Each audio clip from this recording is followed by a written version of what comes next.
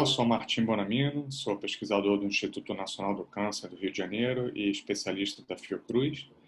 E hoje a gente vai falar um pouco sobre as vacinas e a imunidade à Covid, ao SARS-CoV-2, que é o agente biológico, né, o patógeno associado à Covid-19, e por que é importante a gente ter esse desenvolvimento de vacinas em curso, essa diversidade de vacinas que estão sendo tentadas.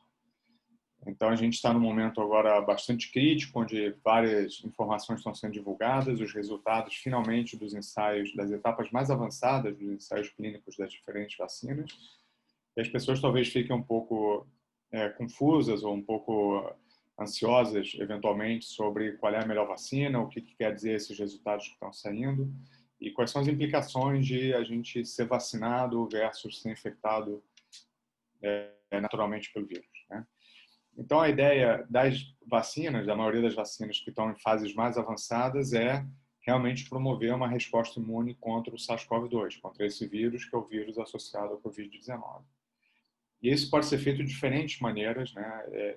Via de regra, o que as vacinas vão fazer sempre é levar um antígeno, né? Que é, em geral, um fragmento ou um gene que vai codificar uma proteína, ou levar mesmo um pedaço de proteína de uma das proteínas do vírus. Em geral, está sendo abordada essa proteína chamada proteína S, que é a proteína do spike, né, que são aquelas espículas em torno do vírus. Mas algumas vacinas levam mais fragmentos. Então, a linha lógica da vacina é levar esse antígeno associado a outra substância que possa funcionar como um imunizante, né, ou como um adjuvante, que a gente chama aqui, que é, na verdade, uma substância que vai estimular o sistema imune.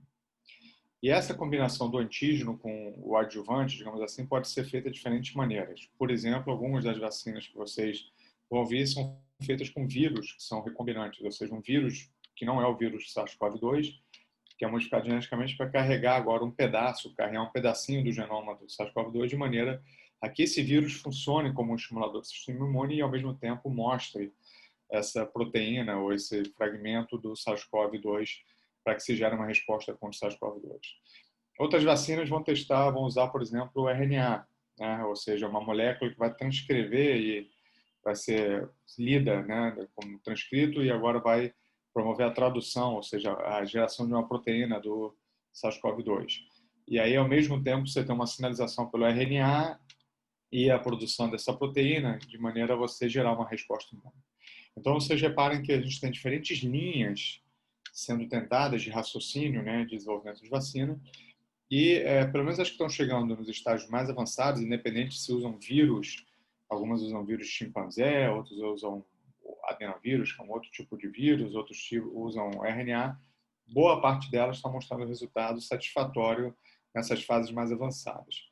E o que quer dizer esse resultado satisfatório? Quer dizer que, primeiro, os voluntários vacinados conseguem desenvolver uma resposta imune, ou respostas imunes, né? A resposta imune é uma resposta orquestrada que pode ser mediada por células ou por anticorpos, por exemplo, né? Então, o que o pessoal está caracterizando quando vacina os voluntários vai buscar se essa resposta imune aconteceu primeiro, se esses anticorpos estão sendo produzidos, se eles são capazes de serem produzidos em grande quantidade, e se o tipo de anticorpo que está sendo produzido é capaz de neutralizar o vírus, ou seja, se ligar ao vírus e impedir que ele infecte novas células. Então, esse é um dos aspectos que tem sido avaliado. Na verdade, era o primeiro aspecto que estava sendo avaliado nos primeiros testes, e depois se começou a avaliar também outro aspecto da resposta imune, que é a resposta imune celular, ou seja, se células do sistema imune, principalmente células T, né, linfócitos T, são capazes de reconhecer esses pedaços, esses fragmentos do vírus e, uma vez reconhecendo, produzirem uma resposta efetiva, que quer dizer a secreção e produção de vários mediadores inflamatórios e a capacidade de matar células infectadas. Então, hoje em dia, o que está sendo avaliado é, basicamente, do ponto de vista laboratorial, a capacidade de produzir esses anticorpos e a capacidade de induzir essa resposta de linfócitos T. Nessas fases mais avançadas, está sendo avaliado também alguns aspectos, né, que são importantes. O primeiro, que vem sendo avaliado desde o início, desde as fases mais iniciais, é a segurança. Ou seja, quais são os eventos adversos que essa vacina promove, né, ou provoca. Então, boa parte deles são eventos locais, dor, ou uma vermelhidão, alguns pacientes até ficam febris, etc., mas esses são considerados efeitos brandos, né, que são totalmente compatíveis e toleráveis para você ser imunizado contra um vírus, por exemplo, como é o caso do SARS-CoV-2. E agora, então, essas vacinas, com base nesses dados de segurança e de produção de anticorpos e respostas T, foram avançadas para uma etapa mais madura aí dos ensaios clínicos, onde agora milhares de voluntários são vacinados. E o que se busca aqui é, de novo, encontrar se algum efeito adverso mais raro acontece, né? E mais especificamente uma questão de efetividade, de eficácia, é ver se dos grupos que foram tratados e agora se vacina separando os grupos entre placebo ou outra vacina não relacionada e ou doador ou voluntários que receberam a vacina para o SARS-CoV-2, se procura calcular quantas pessoas nesses dois grupos adoeceram com a Covid-19 ou foram infectadas, né? E aí, com base nos cálculos estatísticos que você vai ter de que, eventualmente, quando você toma vacina, o número de pessoas que são infectadas é muito baixo, ou é muito mais baixo do que o número de pessoas infectadas no braço, né, no outro grupo que não recebeu a vacina, se faz o cálculo de eficácia, que é o que a gente tem ouvido essas últimas semanas na mídia, as empresas divulgando seus dados de eficácia com base nesses ensaios mostrando a redução de pessoas infectadas no grupo que tomou vacina versus o que não tomou. E aí a gente tem ouvido esses valores, 60 e pouco por cento, 90%, 95%. E isso quer dizer o quê?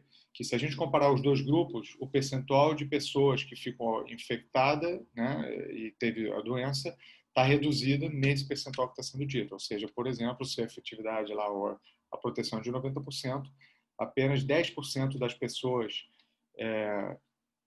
estão infectadas no grupo, 10% das pessoas não, do número de pessoas infectadas no grupo que tomou placebo, aquele número é reduzido 90% no grupo que recebeu a vacina. Então, esses são os cálculos. E por que é importante, então, que a gente tenha diferentes opções? Isso é importante de vacinas, né? Isso é importante por vários motivos. Primeiro, porque é um patógeno que a gente não conhece tão bem, então a gente não sabe, e aqui tem uma discussão grande que está sendo feita, por exemplo, as pessoas são infectadas por quanto tempo, se elas desenvolvem uma imunidade, por quanto tempo essa imunidade se sustenta e se ela é capaz de impedir uma nova infecção pelo vírus.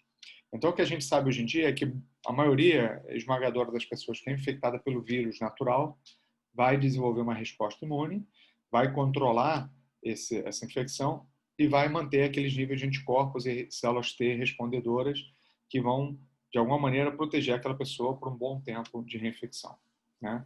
Agora, a gente também sabe que pessoas infectadas eventualmente podem ser reinfectadas. Já tem vários casos relatados, né? Não parece um fenômeno de massa, mas parece um fenômeno plausível. E talvez isso se torne mais comum nos próximos meses, porque as pessoas que foram infectadas e têm uma boa resposta imune têm aqueles níveis de anticorpos que vão decaindo, eles vão diminuindo ao longo dos meses. E isso já está bem mostrado. De maneira que pode ser que algumas dessas pessoas, ou até se a gente esperar tempo suficiente, a maioria delas, entrem numa faixa de anticorpos que já não é capaz de proteger e elas se tornem suscetíveis à reinfecção. Então, reparem que a gente começou a descrever esses fenômenos em março, aproximadamente. A gente está agora entrando em dezembro, né? E com isso, a gente tem um acompanhamento bem curto, né? A gente está falando aqui de um acompanhamento de em torno de 8, 9 meses dos primeiros dados que a gente tem desde fevereiro, digamos assim. Então, a gente sabe que essa cinética de diminuição dos anticorpos acontece, a gente sabe que boa parte das pessoas perde esses anticorpos, a gente sabe que algumas pessoas infectadas nem anticorpos desenvolvem, né? Então, é uma questão individualizada, mas, no geral, essas pessoas têm anticorpos e isso vai diminuindo. E talvez a gente esteja entrando num período agora onde a maioria das pessoas infectadas nos primeiros meses talvez volte a se tornar suscetível. A gente não sabe. Então, tem estudos grandes que têm sido feitos mostrando que essa proteção ocorre para a maioria das pessoas, não para todas, durante os primeiros meses, mas a gente ainda não teve tempo de acompanhar há quanto tempo isso daí se sustenta. Então, pode ser que pessoas naturalmente infectadas pelo coronavírus, por esse SARS-CoV-2, esse novo coronavírus, passem a se tornar suscetíveis depois de alguns meses. Por outro lado, também há dados mostrando que pessoas que foram infectadas com outros coronavírus parecidos há muitos anos atrás né, 10, 13, 15 anos atrás, continuam tendo células T que respondem a esses vírus depois de muito tempo. Então, talvez essas pessoas fiquem protegidas, não somente pelos anticorpos, que de fato vão caindo como quantidade, mas talvez pelos linfócitos T que se perpetuam ali, que permanecem dando uma proteção. Então, esse cenário ainda não está claro, e a gente vai ver os estudos acompanhando essa cinética, conforme os meses vão passando, depois os anos, para ver como é que essa resposta imune naturalmente induzida pelo vírus se sustenta.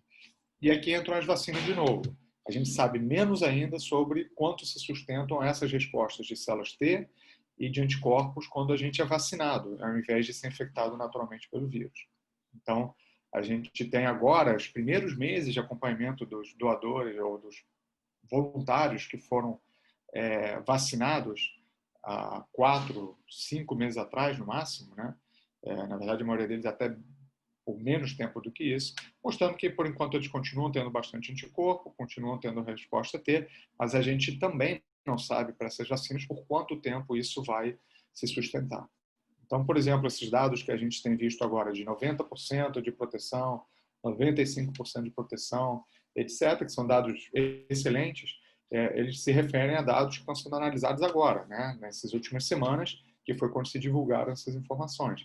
Eles vão ter que ser reavaliados daqui a 3 meses, daqui a 6 meses, daqui a 1 ano, para ver se essas pessoas continuam, com anticorpos em altos níveis, 2, com resposta celular efetiva, e 3, realmente com a capacidade de continuar sustentando uma proteção para uma potencial infecção nova ou até uma reinfecção pelo SARS-CoV-2. Então, esses são os dados que a gente não sabe ainda, né? Então, ter várias vacinas é importante por causa disso. Primeiro, porque cada vacina está adotando uma estratégia vacinal diferente. Eu falei para vocês aqui, combinar proteínas do SARS-CoV com outro vírus, usar o RNA, vírus diferentes para levar essa informação do SARS-CoV-2 para o sistema imune e por aí vai. Então, é bem importante que a gente teste diferentes vertentes, porque pode ser, bem provável até, que uma delas leve a uma sustentação de resposta imune e proteção ao SARS-CoV-2 mais duradoura do que outra. Né? Então, todas elas são importantes agora, porque, na verdade, a gente tem um desafio de fazer uma primeira imunização da população para fazer um bloqueio da circulação do vírus. Mas quanto cada uma dessas vacinas vai ser capaz de manter essa resposta ao longo do tempo, a gente ainda não sabe. Né? Então, tem vacinas muito inovadoras, por exemplo, essas vacinas que usam RNA, a gente não tem nenhuma vacina aprovada para patógenos, né, para imunizar usando RNA. Se isso funcionar bem, vai ser um primeiro caso de sucesso, isso abre uma outra vertente de desenvolvimento de vacinas, potencialmente até mais célere, né, mais rápida. Então, conceitualmente é importante que vacinas com essa plataforma sejam desenvolvidas, avaliadas e eventualmente aprovadas, se elas forem eficazes, assim como as outras combinações de formulações que estão sendo testadas. Então, é bem importante que a gente tenha essa diversidade, porque a gente não sabe quem vai dar boa proteção, quem vai dar uma boa proteção que se sustente, né? E se a gente vai ter outras pandemias no futuro que demandem desenvolvimentos tão rápidos quanto esses aqui, que foram feitos por essas SARS-CoV-2. Então, dessa maneira, é muito importante que a gente tenha plataformas de desenvolvimento de vacina com diferentes lógicas e propostas de como estimular o sistema imune, para, num próximo desafio desses pandêmicos, a gente ter uma agilidade de desenvolvimento e que a gente tenha aprendido como acelerar esse processo. Lembrem que as vacinas, em geral, vão demorar de 10 a 15 anos para serem desenvolvidas, e aqui a gente está falando não de uma, mas de quase uma dezena de vacinas que estão entrando nos últimos estágios que foram desenvolvidas em 6, 8 meses. Então, realmente, é um desafio imunológico imenso, é um desafio científico imenso, e agora, com essas vacinas aprovadas, a gente vai encontrar um outro desafio, que é o desafio de produção dessa quantidade, o desafio de logística e de distribuição. Então, aqui também entra uma questão que não é trivial e não é menor, das características das vacinas. Vocês devem ter ouvido os comentários e as notícias de que algumas vacinas requerem, por exemplo, um congelamento a temperaturas ultra baixas, outras podem ser distribuídas a 4 graus, ou seja, numa refrigeração de geladeira. Isso faz muita diferença quando você vai montar a logística de distribuição e vacinação da população. Não adianta você ter uma vacina muito boa, que você não consegue entregar lá na ponta, na pessoa que está sendo imunizada numa área remota, porque você não consegue manter essa cadeia de frio, né, de refrigeração, você não consegue manter uma logística para entregar isso no tempo hábil. Então, é absolutamente fundamental que a gente entenda que a melhor vacina é a vacina que protege bem, mas é também a vacina que a gente consiga fazer chegar a toda a população, seja porque ela vai ser produzida, ela pode ser produzida em larguíssima escala, a gente está falando aqui de bilhões de doses, seja porque ela pode ser distribuída de uma maneira eficaz para a população. Então, aqui também é importante que a gente tenha diferentes vacinas sendo testadas, porque, como a gente já viu, a gente tem características diferentes de produção, processo de produção. Algumas vacinas já são mais fáceis de produzir do que outras, algumas requerem mais recursos, outras requerem uma adaptação maior de plantas fabris, né? Ou seja, de fábricas de vacina.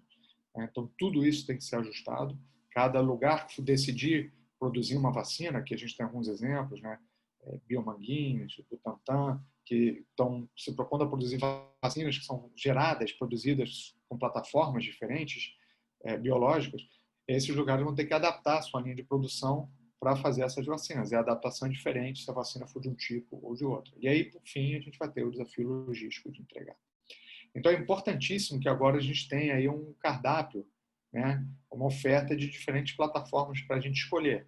Reparem que agora a gente está na corrida para tentar fazer essa primeira imunização e fazer esse bloqueio da circulação do vírus. Mas não há a menor dúvida de que todas essas vacinas que tenham chegado nesses estágios, nessas etapas mais tardias, mais avançadas, podem sofrer melhorias depois. Então, pode bem acontecer de que a gente vê que alguma dessas vacinas realmente diminua o título, né, a quantidade de anticorpos, e que ela depois possa ser reformulada para uma versão 2.0, digamos assim, sustentar isso.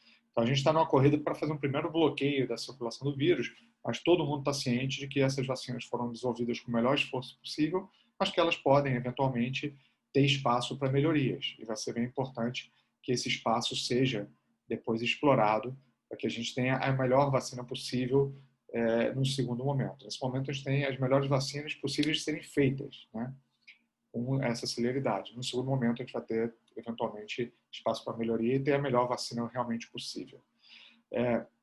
E aí a gente vai ter que lidar com a situação de que provavelmente esse vírus vai continuar circulando e essas vacinas vão ter que ser melhoradas para ter uma maior proteção, a maior proteção possível, para evitar, na medida do possível, que pessoas possam ser reinfectadas mais tardiamente. Né? A gente não sabe ainda muito bem quanto difere, por exemplo, a resposta imune induzida pela vacina, a resposta imune induzida pelo vírus numa infecção natural. Né? Parece que as duas deixam memórias, etc. Mas por não ter passado por essa fase de exaurir o sistema imune, né, a vacina talvez leve a uma resposta com um perfil mais saudável do que as respostas que, embora gerem memória, mas também deixam cicatrizes imunológicas, digamos assim, quando ela é induzida pelo vírus, especialmente nos pacientes que tiveram a forma grave da doença, né, onde a gente tem uma disfunção imunológica que acontece durante esse período da forma grave da doença e depois isso deixa marcas de por um bom período de tempo. Com as vacinas, parece que isso não ocorre, então essa resposta seria mais saudável, com um tônus melhor, né, capaz de sustentar aí uma proteção mais efetiva.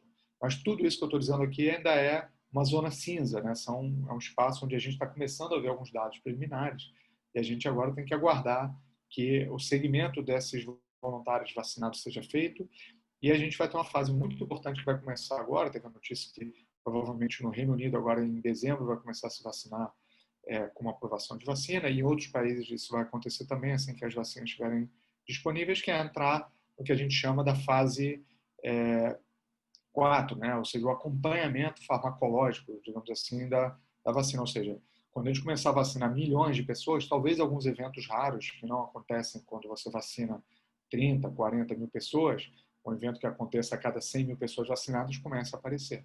Né? E aí a gente vai ver várias vacinas sendo testadas, esses efeitos potencialmente podem acontecer, e aí talvez a gente tenha que descartar alguma dessas vacinas.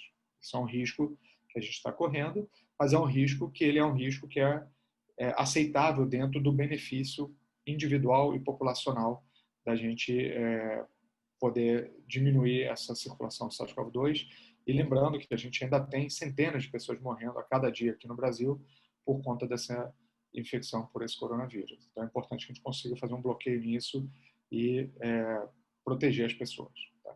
Então a gente tem uma série ainda de de perguntas que não estão respondidas, a gente vai ter que ter um pouco de paciência, vai ter que ter diligência, vai ter que fazer os estudos, né? As empresas, as farmacêuticas vão ter que fazer esses estudos, as agências reguladoras vão ter que se debruçar sobre esses estudos, e aí essas aprovações vão sendo revisadas, né, para ver se as vacinas de fato mantêm a segurança que elas mostraram nesses estudos, que são grandes, tem dezenas de milhares de pacientes, mas certamente eles são bem menores do que o que vai acontecer quando a gente começar a vacinar a população em geral, que vão ser realmente centenas de milhões de pessoas vacinadas, e aí a gente vai ter que fazer esse acompanhamento de forma muito criteriosa para ver esse perfil tanto de proteção, a duração da proteção, mas quanto de segurança.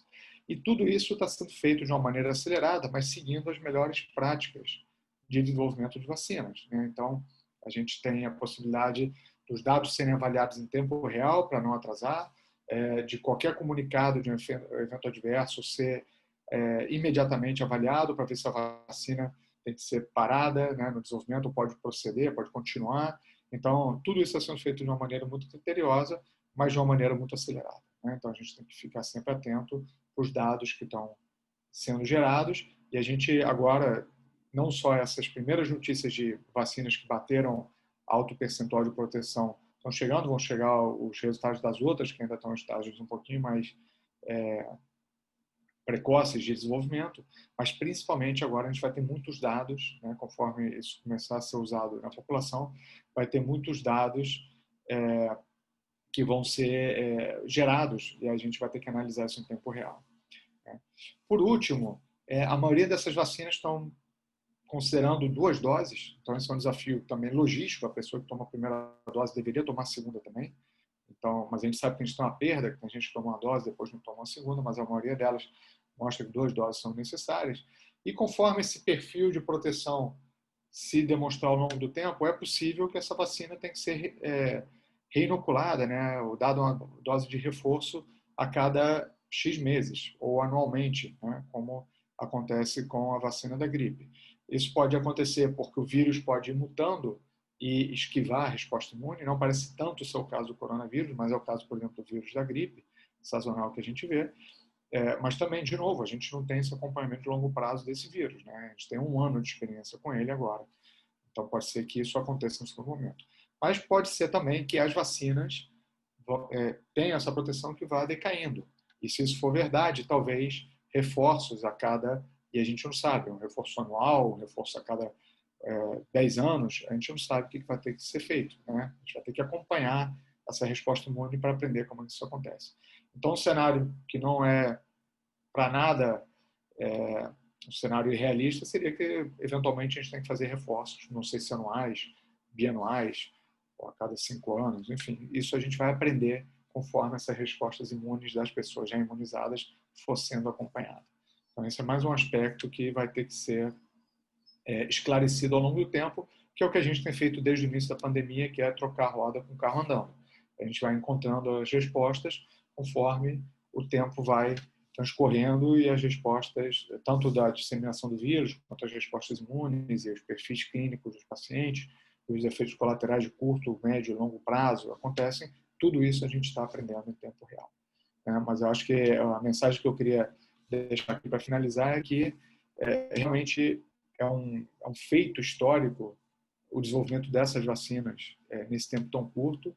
Isso mostra que a mobilização da ciência leva a soluções para a sociedade. Claro que todo mundo queria a vacina no primeiro mês, mas isso realmente não é factível. A gente está num prazo que é muito razoável de desenvolvimento, na verdade é um recorde. A gente vai ter, sim, vacinas boas disponíveis nas próximas semanas, o que tudo indica, e a gente vai ter que aprender agora como que a gente vai produzir essa quantidade para proteger a população toda e como a gente vai ter como é que vai se comportar essa resposta imune ao longo do tempo. Então, acho que o cenário nesse sentido é animador, né? Traz boas notícias, mas eu quero que todo mundo fique ciente que a gente vai ter que aprender muita coisa ainda. A gente não tem todas as respostas, tá certo? Então, eu queria agradecer de novo o convite para a gente compartilhar um pouquinho aqui